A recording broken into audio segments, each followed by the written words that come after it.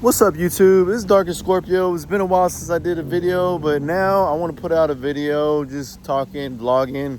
We're going to talk about music. We're going to talk about hip-hop, the state of hip-hop, hip-hop, gangster rap, trap, all that in a nutshell. And we're going to talk about the early days, and we're going to talk about where we are now. People keep talking about a rap fatigue and that there's a decline on the listeners of rap and hip hop, and there's not even a place in the top 100s in the Billboard charts anymore for rap songs, that they've pretty much haven't been able to even make the Billboard charts.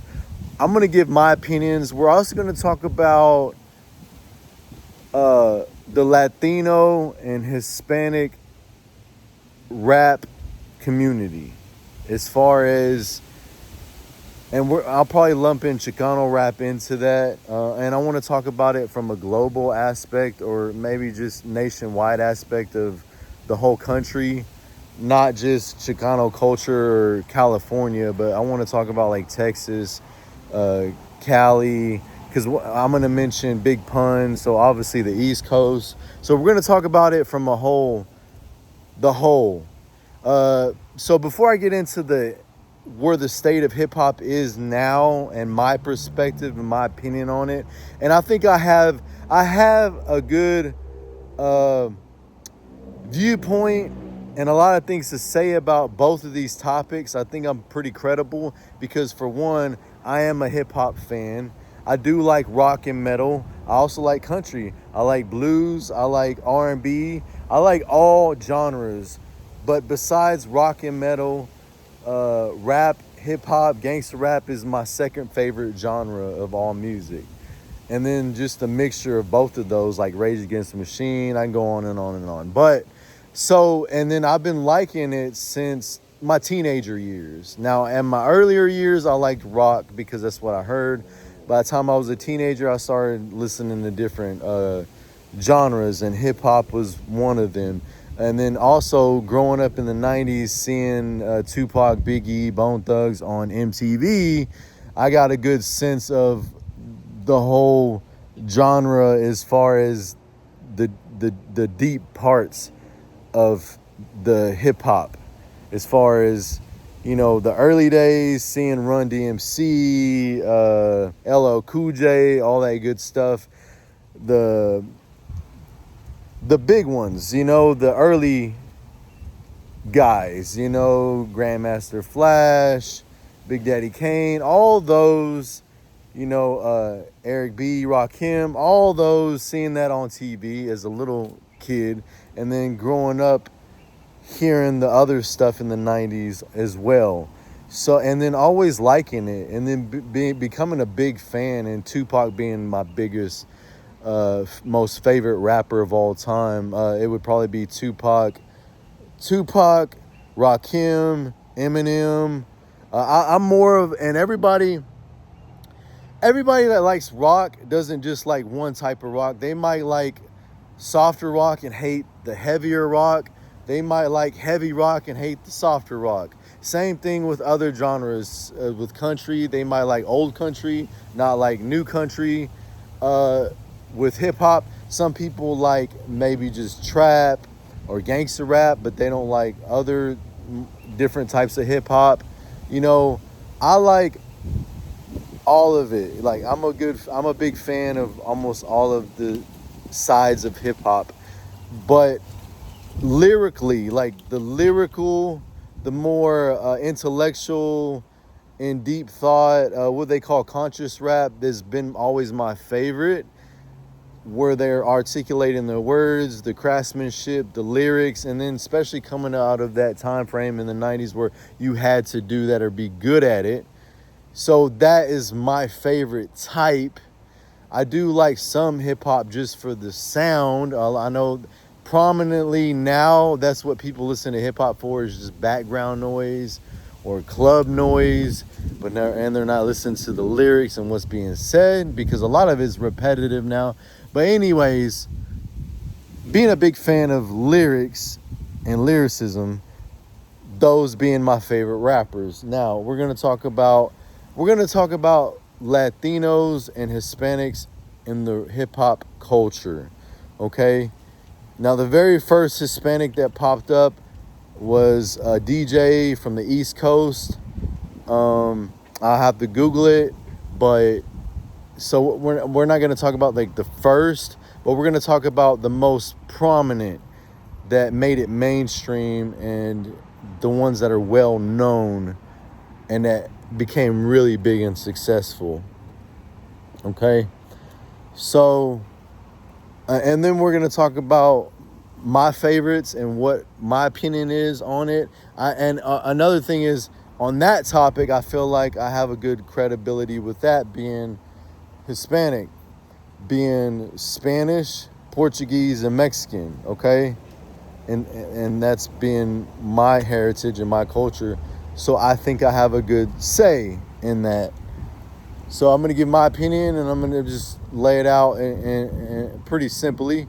We're going to talk about the prominent, the big ones, the ones that I felt like really impacted the culture and really made it successfully nationwide. So let's talk about Kid Frost. Kid Frost, Cypress Hill, Be Real, being one of my favorite rappers of all time. Big Pun, Noriega.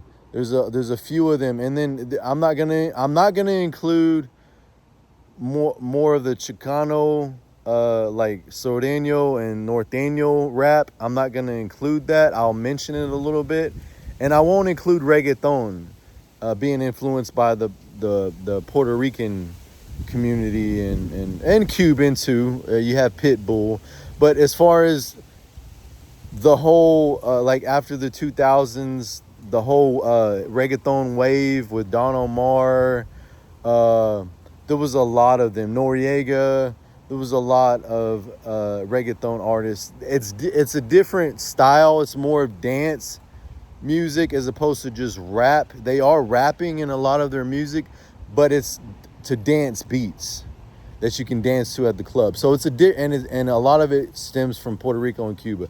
So that's different than the hip hop itself. So I won't include reggaeton, even though I'm a fan of reggaeton. Don Omar is probably my favorite artist. And I'm not going to include Sordeño and Norteño rap. But I will say that after, let's say, Kid Frost, Cypress Hill, Big Pun. So then there was a big, like in the 90s up into the 2000s, there was a big flood of Sordeño and Norteño rap. I'm not really sure what Kid Frost's affiliation is. I know he's from California, but other people like Little Rob, Mr. Criminal, Capone, being more of the Sordeño Chicano rap. And then you have the people from the Bay, the Northern Cali, like Big Tone, Woody, all the Norteño rappers that were coming up in the 90s as well. So, but none of them made it successfully as far as when we're talking about like gold and platinum albums and being nationwide, as far as like Big Pun, Kid Frost, and Cypress Hill. And Be Real being the rapper from Cypress Hill. If I were to name my favorites of all time, it's going to Be Real, and then it's going to be Kid Frost, and then it's going to be Big Pun. Okay, those are my most influential rappers that I look up to, that I like their music, I'm a fan of.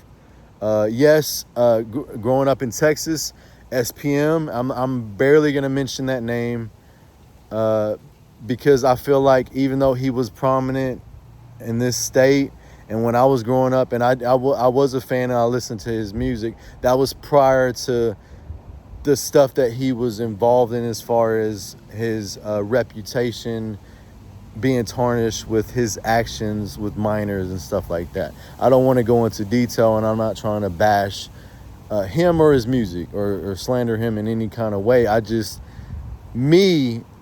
to be a fan, just kind of that fell off for me. I was no longer a fan after just the stuff that he was involved in. Okay, put it like that. But I will say that he did make a name for himself. He was very big and influential and very prominent in the late 90s and early 2000s, especially in the Texas culture. So he did make a name for himself. But going back to my favorites, Be Real, Kid Frost, Big Pun, hands down. Okay, and I feel like they're the most successful. That they've sold the most albums. They're the most known, not just on the country, throughout the country, but worldwide. Worldwide, because a lot of people know who Cypress Hill is. Even I think they even do shows and tours in other countries or have. So that's big time. And then we can talk about, but then that was old and that was then. Now we're passing 2000s into now, because then there was the gap where then there was 6ix9ine and Lil Pump. I don't know if Lil Pump is Hispanic or not. We can talk about the cultures of these rappers now. Kid Frost, Chicano, he's Mexican. Big Pun, Puerto Rican. Be Real, he's half Cuban and half Mexican. So 6ix9ine, half Puerto Rican, half Mexican. I've never liked 6ix9ine. I don't like his music, and I don't know if it's just because I'm older or it's just not my thing. But I there's newer rappers now that are more hotter now, and I like them. So I don't think it was just an old versus a new thing. I think it was just his swag and his get down. Like I don't like the whole. I feel like he's a sideshow and like a clown. And I feel like he's just a laughing stock, and like he's just goofy, and I feel like he makes the Latino rappers look bad, but he can't really do that. But him on his own, he just makes himself look bad. And it doesn't have anything to do with him rapping or him dropping out of his affiliations with the Bloods or anything like that. That has nothing to do with why I don't like him or his music. It's just his personality, his persona, the whole clown hair. He's just not. Back in the day, that wouldn't have been cool. Now, I mean, then you have like, you've had rappers like Lil Pump and other rappers who have rainbow hair, but he's just more of a sideshow and a clown. And people are wondering why he keeps going viral now. For the last couple of years, people haven't really tapped into his music, and now all of a sudden he's going viral doing these interviews, and people are wondering why he keeps popping back up, because he's a clown. He's a clown, and honestly, I'm gonna say this, okay?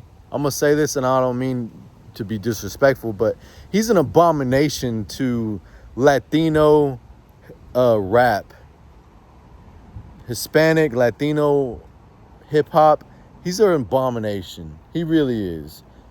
Be Real, Kid Frost, Big Pun. Those are the legends. I stand by that. Those are the legends. Those are the ones that are my favorite. Those are the ones that I feel like those are the most prominent, most successful, and I stand by that. Now we can talk about the new days. My favorite is D-Baby from Houston. D-Baby. He's my favorite newer Latino, Hispanic rapper. I believe he's Mexican. I know R&B Faux Mob. I think he said he's Mexican, Puerto Rican, a mixture of black and all that stuff like that. He's a mixture of a lot of different things. He's very prominent too. I like his music. His voice is a little too much for me sometimes. I will say that it's very repetitive. Going back to D-Baby, he talks a little bit more about real life shit.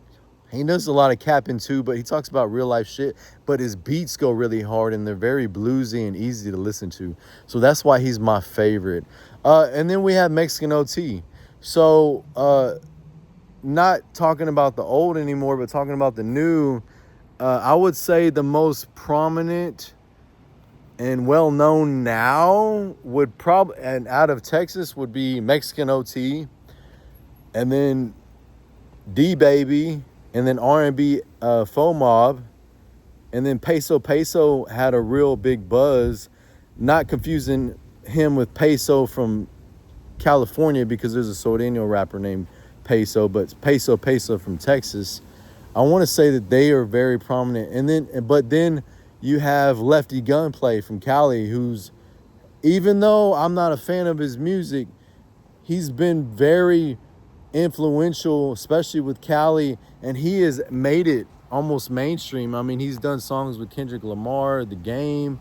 So he's surpassed the box of just Hispanic rapper and went mainstream. And that's why I go back to the old school guys, because Kid Frost, Big Pun, Be Real, they went past the Latino box and went mainstream worldwide, selling millions of records, going gold and platinum. So that means they're selling to whites, blacks, Hispanics, everybody, Asian. People are tapping in and they're fans of all kinds. That's when you make it nationwide, like through the whole country. And that's big, you know what I mean? So those three guys have done it from the old school, and I think there's potential maybe for the new generation to step it up and do the same thing. I will say Mexican OT, D Baby, and Lefty Gunplay have potential to do that. R&B Faux Mob might, but he might just stay local as far as for the Texas community. And there's nothing wrong with that, because there's a lot of artists that I'm a fan of that are only pretty much, like UGK made it pretty big. UGK, Scarface, they made it pretty big. But then there's other artists like Paul Wall that Little Flip, they've kind of stayed mostly, and they've done songs and toured in other places, but they're mostly known in Texas. And there's nothing wrong with that. I'm fans of them. But as far as R&B Faux Mob and Peso, I don't really know if they can do that on a level where, like D Baby, you know, or Mexican OT or Lefty Gunplay, where they can make these collabs with like Kendrick Lamar and pop up on the Billboard charts and hit gold or platinum. And that would be awesome. That would be awesome, because it would be nice to see the next generation, you know, do that with a Latino or Hispanic artist. I don't think we've seen that yet. We've seen Lefty Gunplay and we've seen D Baby and Mexican OT make it pretty big, but I don't know if they've done it gold or platinum, and their fans are worldwide, or at least all through America. That would be cool though. I would love for one of them to do that and sell gold and platinum albums and really be big and be a big success. But I think it's just we'll still wait and see what will happen.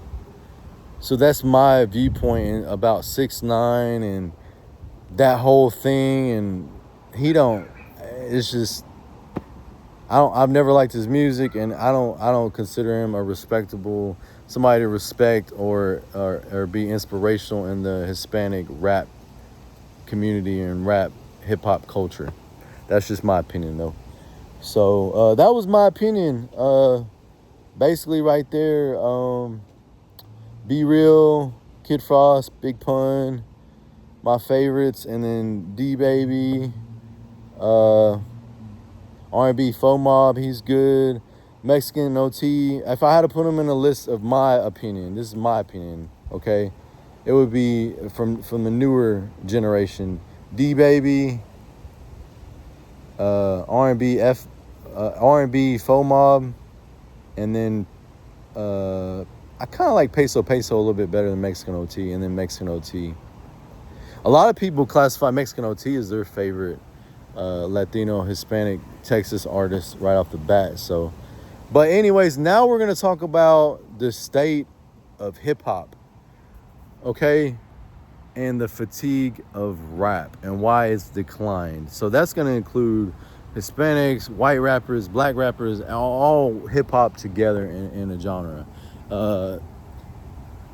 Female rappers, male rappers, all of it together, the whole thing. Now, I don't have hip hop or rap fatigue, but I will say that on my playlist, I'm listening to Soldier Slim, the Hot Boys, Tupac, UGK, like every day. I'm not, and just a few months ago, I was jamming D Baby and Kevin Gates a lot, but so I can't really say that I have a rap fatigue because I'm going back to old school, and I love it, and it's lyrics, and and it's stuff that I can vibe and ride to and chill to, things that I can relate to.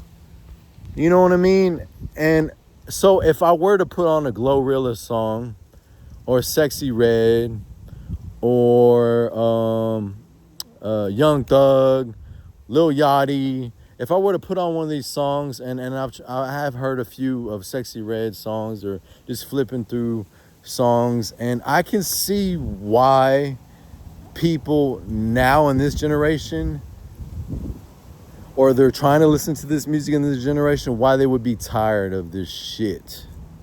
Okay, now I'm gonna get kind of critical. I spoke highly of hip hop. I said a lot of good things. It's my second favorite genre.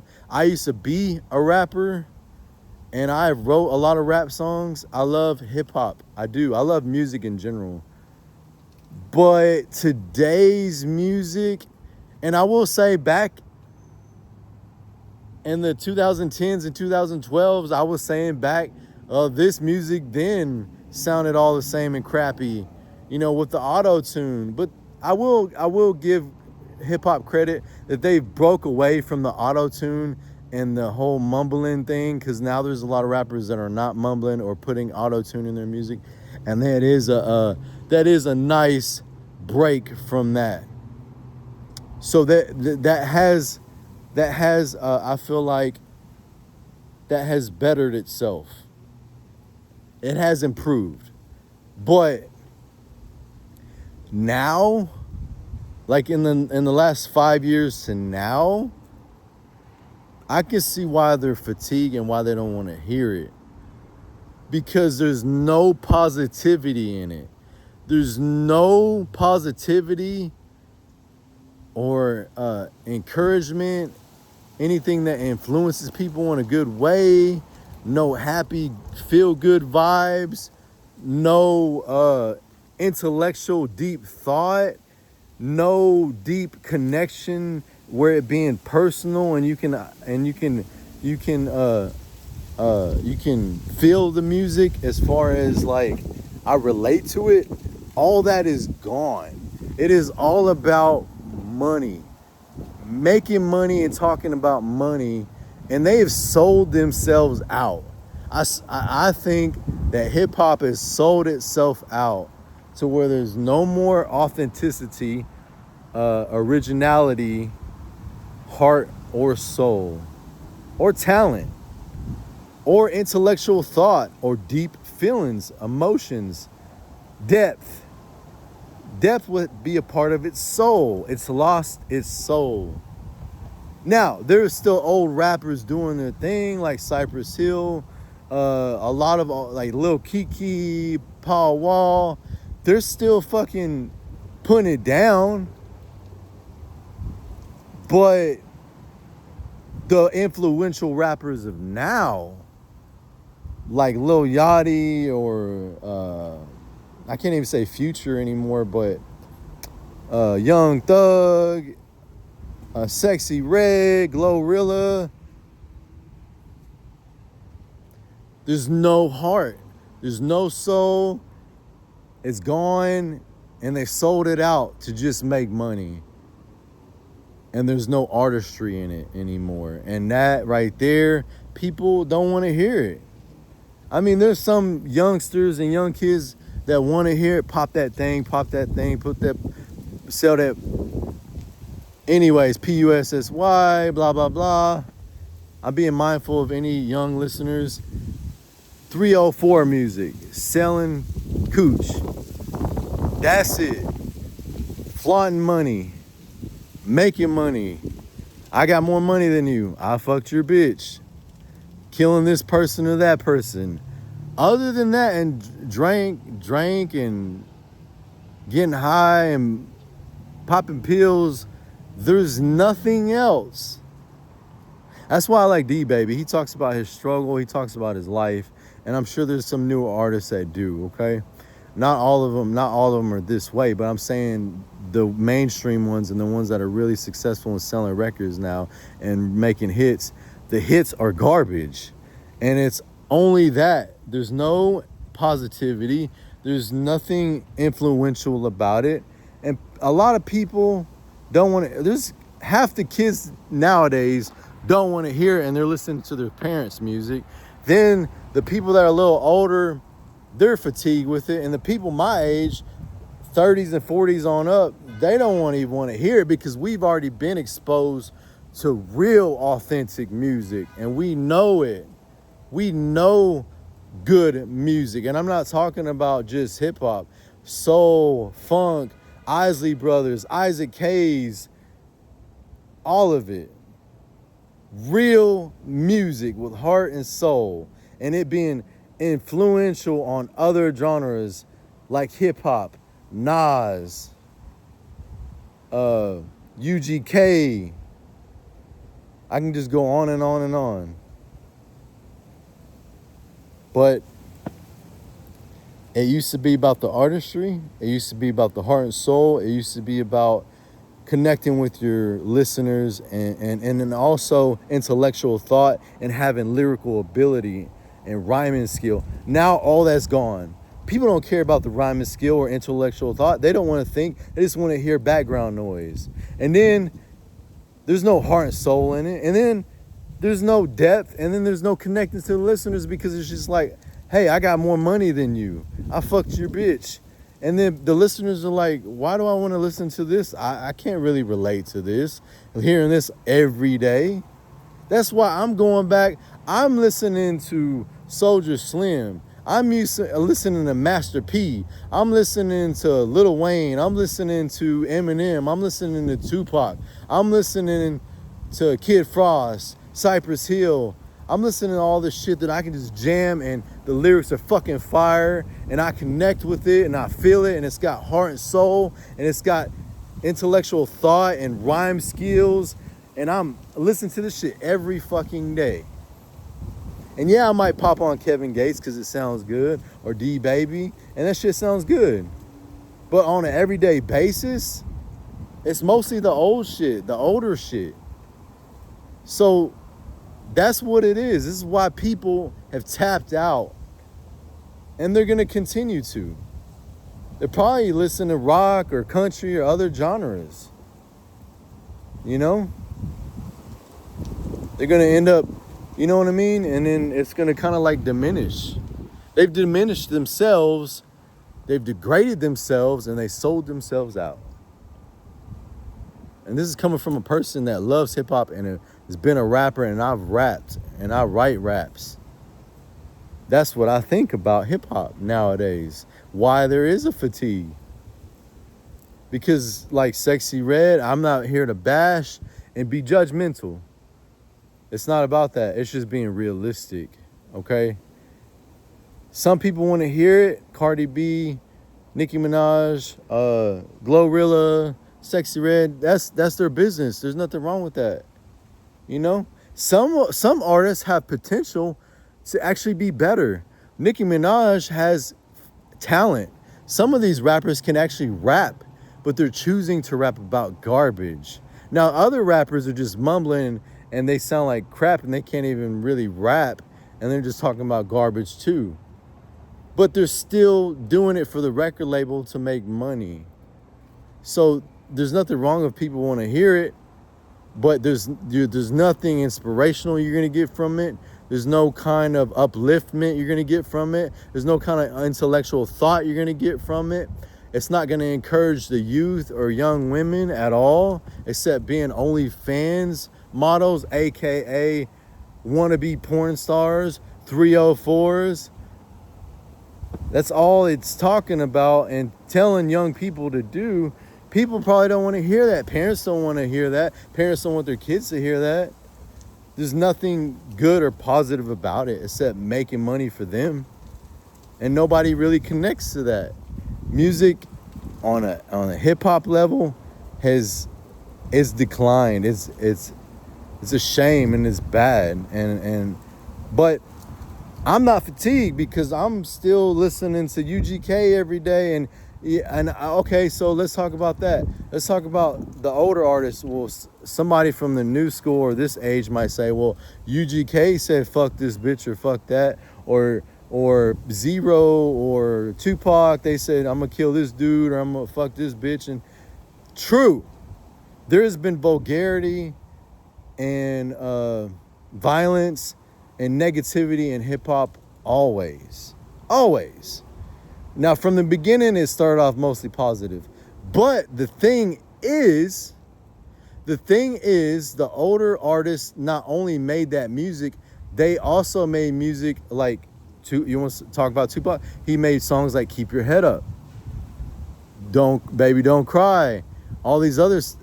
What was the other one? Change the World, World Peace, other stuff than just killing and fucking women. So they were talking about positivity and negativity, realistic stuff, so it can't be negative, but they're also talking about positivity and influencing the culture in a positive way.